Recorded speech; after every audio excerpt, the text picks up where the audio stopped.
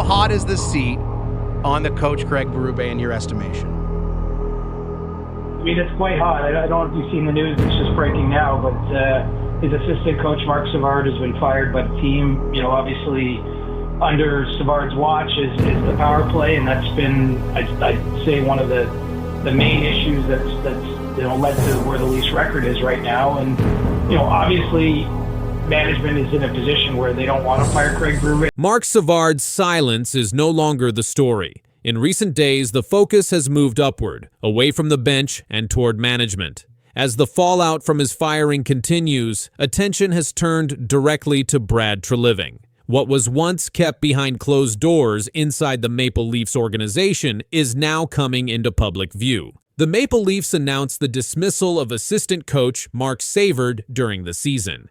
The team did not release a long statement. No press conference followed. Reports connected the decision to struggles on the power play. Savard had responsibility in that area. The change was made as the season continued, not during an off-season reset. Savard had joined the Maple Leafs coaching staff to help improve offensive systems. He worked under the direction of the head coach and management. His role was specific. His authority was limited. He did not control roster construction. He did not decide which players were signed or traded. Those responsibilities belonged to the general manager. After the firing, public reaction shifted quickly. Many fans questioned why an assistant coach was removed while larger issues remained. Online discussion focused less on Savard's performance and more on decision-making at the management level. The name mentioned repeatedly was Brad Treliving. Brad Treliving is responsible for hockey operations in Toronto. He oversees roster construction, coaching hires, and long-term planning. When changes are made, they happen under his authority. The firing of Savard placed Treliving directly into the conversation. Fans and commentators began debating whether the move addressed the real problems.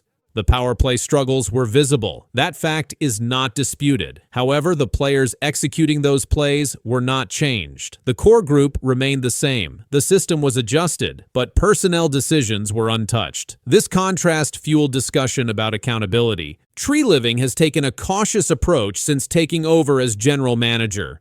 Reports indicate he has avoided major trades during the season. The strategy appears focused on stability and internal fixes. The Savard firing fits that pattern. It changes structure without altering the roster. For some fans, that approach raised concerns. The firing was seen as a limited response to deeper problems. Commentary online described Savard as a scapegoat. That term appeared repeatedly in discussions. The idea was not based on a statement from the team. It came from interpretation and reaction. Savard himself did not speak publicly after the firing. No statement was released. No interview followed. His silence allowed the narrative to develop without his input.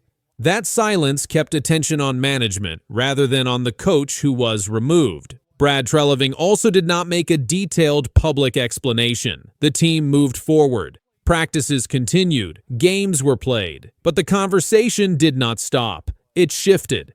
The timing of the move mattered. The season is well underway. The standings are tight. Pressure is higher. Changes made at this point carry different meaning than off-season adjustments. Fans interpreted the firing as urgency. Elliot Friedman's recent reporting added fuel to that urgency. He warned that the Maple Leafs could be heading toward very uncomfortable conversations if inconsistency continues. That phrase resonated. It connected directly to management responsibility. When insiders talk about uncomfortable conversations, they often refer to internal evaluations. These evaluations include coaching effectiveness, roster balance, and front office decisions. Savard's firing was one evaluation already completed. Fans began asking who might be evaluated next. Treliving's role became central to that discussion. He is not new to pressure. Toronto is one of the most demanding markets in hockey. Every decision is magnified. The Savard move was no exception. Some fans pointed out that assistant coaches operate within systems given to them. They implement plans. They do not design the roster. When systems fail, responsibility can be shared. That argument kept circling back to management. Others defended the move. They argued that changes must start somewhere. Savard's area was underperforming. Action was taken. From that view, the firing showed accountability, not avoidance. The debate did not produce a single conclusion, but it did place Brad Treliving under a brighter spotlight than before. His decisions, his patience, and his strategy became topics of daily discussion. Trade deadline timing added pressure.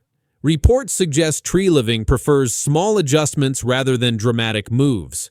Fans questioned whether that approach fits the current situation. The Savard firing made that question louder. Injuries were also mentioned in discussions. The team has dealt with absences. Lines have shifted. Consistency has been hard to maintain. Those facts provide context, but they do not stop evaluation. The Leafs' performance has been uneven. Strong games are followed by weaker ones. That pattern aligns with Friedman's warning. Inconsistency forces conversations. Savard's firing showed one response. It did not close the issue. Brad Treliving's tenure in Toronto is still developing. The Savard decision is now part of that record. Whether it is seen as a necessary step or an unfair one depends on what comes next. For now, the facts are clear. Marc Savard was fired during the season. The explanation was limited. Power play struggles were cited in reporting. Fan reaction shifted attention toward management. Brad Treliving became the focus of that attention. The Maple Leafs continue their schedule. No further changes have been announced, but the conversation inside and outside the organization has changed. The Savard firing did not end scrutiny. It redirected it. As the season moves forward, every decision will be viewed through this moment. The pressure is not only on the ice, it sits above it as well. One coach gone, one problem targeted, but the numbers refuse to change. The Toronto Maple Leafs pulled the trigger on a major staff decision, yet the power play stayed silent. What followed did not bring relief. It brought pressure. And inside the organization, attention shifted fast toward what comes next. The Toronto Maple Leafs made a decisive coaching change by firing assistant coach Marc Savard. The move came as the team's power play ranked last in the NHL. Savard had been responsible for running the man advantage unit since joining the staff in June 2024. The decision was confirmed and followed weeks of declining results in a critical area of the game. At the time of the change, Toronto's power play was converting at 13.3%. That figure was the lowest mark in the league. In the month of December alone, the Leafs scored just 2 power play goals on 27 opportunities. Those struggles continued during a stretch in which the team went 1-4 and won over 6 games, sliding toward the bottom of the Atlantic Division. The timing of the firing was notable. The Maple Leafs were not making a head coaching change. Instead, management targeted the assistant directly linked to the failing unit. Savard's role was clear. He oversaw power play structure, puck movement, and zone entries. His removal signaled that the organization viewed special teams as a central problem that required immediate action. Savard's coaching history included prior work with head coach Craig Berube. The two had worked together with the St. Louis Blues before reuniting in Toronto. Savard also brought experience as a former NHL forward, having played 807 career games and recorded 706 points. Despite that background, the power play did not show sustained improvement under his watch. General manager Brad Treliving addressed the change shortly after it was announced. He stated that Craig Berube's position as head coach was secure. That message narrowed the focus of accountability. The move placed responsibility on the power play alone, rather than the overall coaching system or roster structure. The immediate aftermath did not deliver a turnaround. In the game following Savard's dismissal, the Maple Leafs went 0 for 2 on the power play in a 6-3 win over the Pittsburgh Penguins. The team earned the victory, but the man advantage unit remained scoreless. The issue that led to the firing was still present on the ice. Following Savard's exit, assistant coach Derek Lalonde was assigned responsibility for the power play. No external replacement was announced. The organization chose to adjust internally, keeping the same personnel on the ice while altering the voice behind the bench. The effectiveness of that decision had yet to be measured, and the pressure did not ease. It shifted. The pressure surrounding the power play grew heavier because of the players involved. Toronto's man advantage unit included Austin Matthews, William Nylander, Mitch Marner, and John Tavares. Despite that group, production remained limited. Across 35 games, the Maple Leafs recorded only 12 power play goals in 90 chances. During the same span, the team allowed 4 shorthanded goals against, reducing overall effectiveness even further. Those numbers followed the team through multiple stretches of the season. On a recent road trip before the coaching change, Toronto went 0 for 10 on the power play. Individual games during that trip included 0 for 5 and 0 for 4 performances with the man advantage.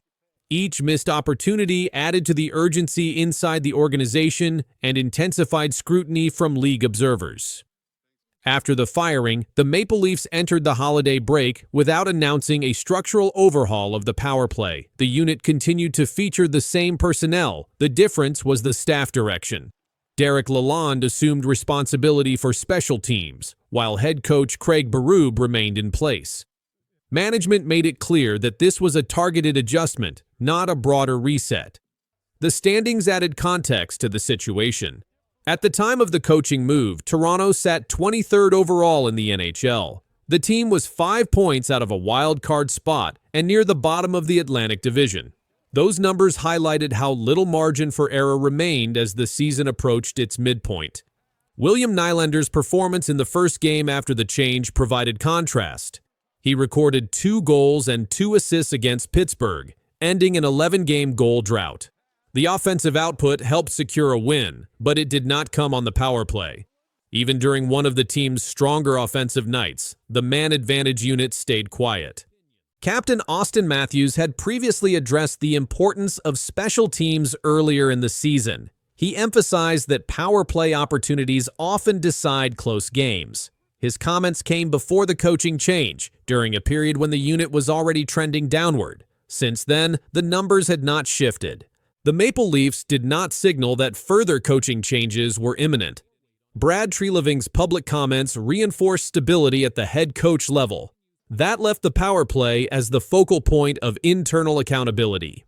With Savard gone and responsibilities reassigned, results became the only remaining measure. The next set of games following the break carried added weight. The power play was no longer tied to the coach who designed it. Each opportunity with the man advantage now carried broader implications, not just for scoring, but for how the organization's decision would be judged as the season moved forward. A coach was removed. The team was losing ground. Attention turned toward the bench. But instead of another dismissal, Brad Treliving delivered a message no one was prepared for. It wasn't damage control. It wasn't silence. It was a clear decision that reshaped how this season will be judged from this point forward. The decision came during a stretch of mounting tension inside the Toronto Maple Leafs organization. Results had stalled. The power play had collapsed. The team sat near the bottom of the Eastern Conference standings. One day earlier, assistant coach Marc Savard was fired after the Leafs' power play fell to last in the NHL, converting at just 13.3%. The move immediately triggered wider speculation about the future of the coaching staff. Savard had been responsible for the power play. Toronto had scored only 12 power play goals through more than a third of the season. In December alone, the team recorded just 2 power play goals across 27 opportunities. The Leafs were also outscored 14-4 during a 3-game road trip shortly before the firing. At that moment, the organization stood at 15 wins, 15 losses, and 5 overtime losses. Speculation escalated quickly. The firing of an assistant coach often signals deeper changes.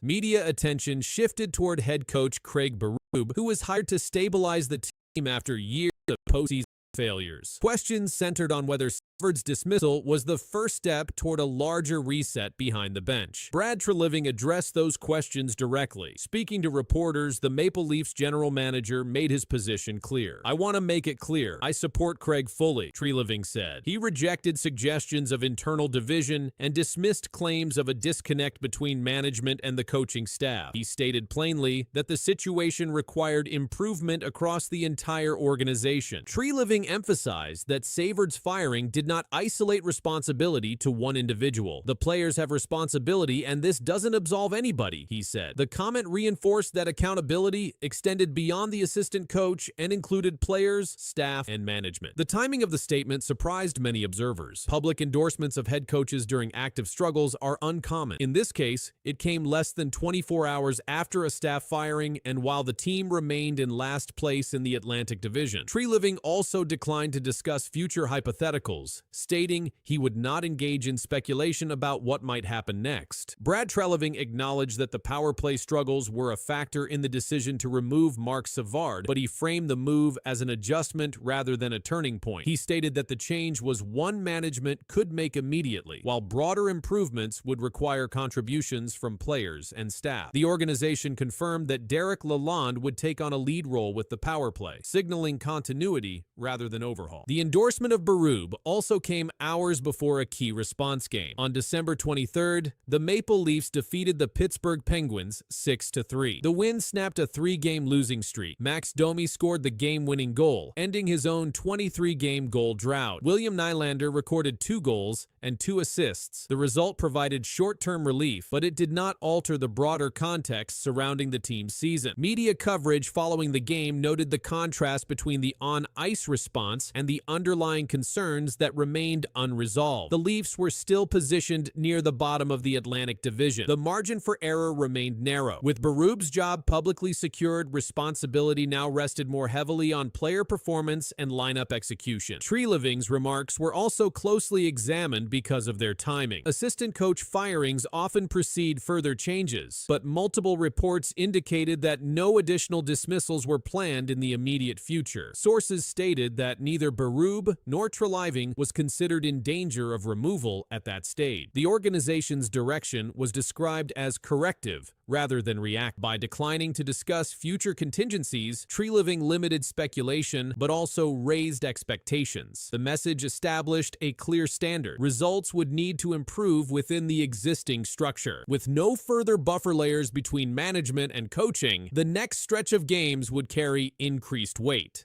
The Maple Leafs entered the break with their leadership structure intact, their struggles documented, and their path defined. After the general manager's unexpected stance, attention turned away from the bench and back toward the ice, where outcomes would now speak louder than statements. How hot is the seat on the coach Craig Berube in your estimation?